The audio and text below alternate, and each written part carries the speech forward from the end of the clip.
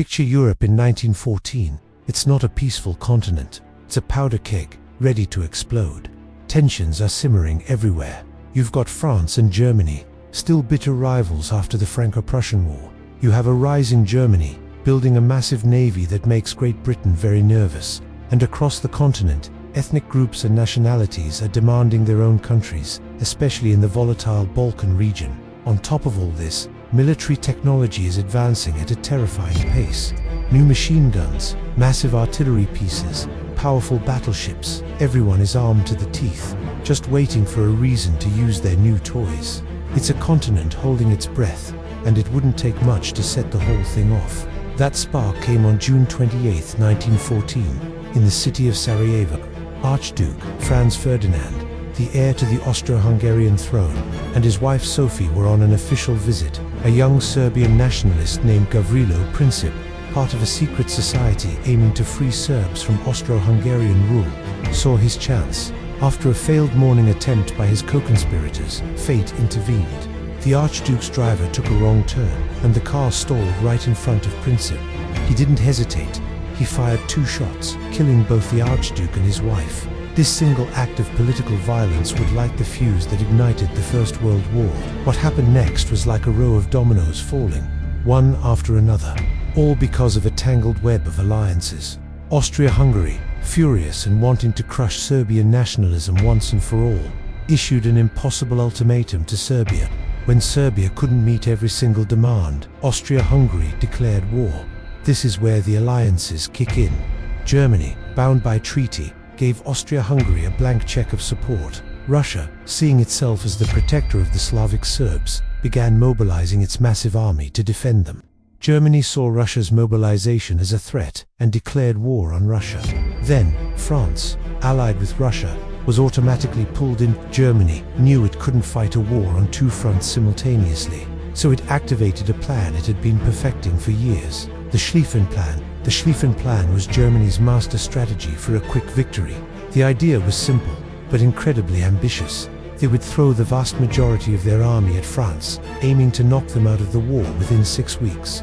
To do this, they wouldn't attack the heavily fortified French-German border directly. Instead, they would perform a giant sweeping maneuver, a right hook, through neutral Belgium. Once France was defeated, they could then pivot their entire army to the Eastern Front to deal with the slower mobilizing Russians. It was a high-stakes gamble that depended on speed and precision. For the plan to work, Belgium had to be crossed quickly, and France had to fall before Russia was fully ready for war. The fate of Europe hinged on this audacious plan. But the Schlieffen Plan hit an immediate and unexpected snag. Belgium. The Germans expected the small Belgian army to simply step aside. They were wrong.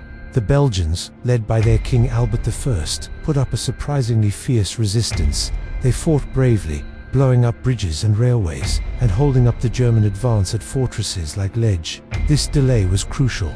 It wasn't just about a few days on a timetable. It was about global perception. Germany's invasion of a neutral country was seen as a brutal act of aggression. It outraged Great Britain, which had a treaty to protect Belgian neutrality. This violation gave Britain the justification it needed to declare war on Germany and send its own forces to the continent. The German gamble had already started to backfire. As the German army finally pushed through Belgium and into France, the early battles were a brutal shock.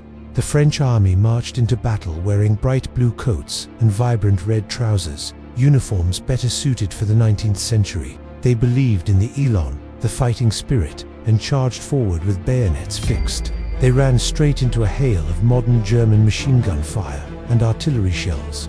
The casualties were staggering, unlike anything seen before. In just one day, the Battle of the Frontiers in August 1914, the French army suffered over 27,000 soldiers killed.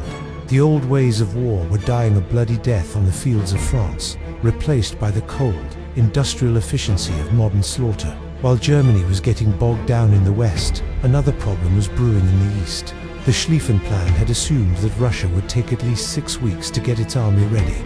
But the Russians mobilized much faster than anyone anticipated. They launched an invasion into East Prussia, forcing the Germans to pull 2 entire army corps from their main attack in France and send them eastward to stop the Russian advance. This weakened the crucial right hook of the Schlieffen plan at the exact moment it needed to be at its strongest. The German war machine was now stretched thin, fighting the very two-front war it had tried so desperately to avoid. Germany's main ally, Austria-Hungary, was proving to be more of a liability than an asset. Their multi-ethnic army was plagued by low morale and internal divisions. Their initial invasions of Serbia were a complete disaster. The small but determined Serbian army managed to throw back the Austro-Hungarian forces not once, but twice. On the Eastern Front, they suffered massive defeats against the Russians, losing hundreds of thousands of men and vast territories. Time and again, Germany had to divert its own troops and resources to bail out its struggling ally.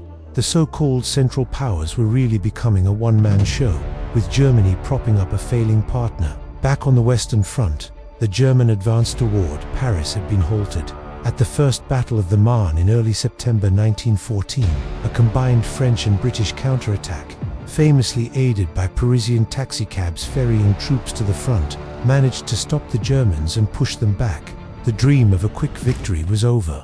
Both sides, exhausted and unable to land a decisive blow, began to dig in for protection. They dug trenches. What started as simple ditches for cover soon evolved into a vast, complex network of fortifications. This was the beginning of the Great Stalemate. This stalemate created a continuous line of trenches that stretched nearly 500 miles, all the way from the North Sea coast of Belgium down to the border of Switzerland. This became known as the Western Front. The war of movement was over, replaced by a brutal war of attrition. Life in these trenches was hell on earth. Soldiers lived in mud and filth, surrounded by rats, lice, and the constant threat of death. The land between the opposing trenches was called no man's land, a barren wasteland of shell craters, tangled barbed wire, and the bodies of the fallen.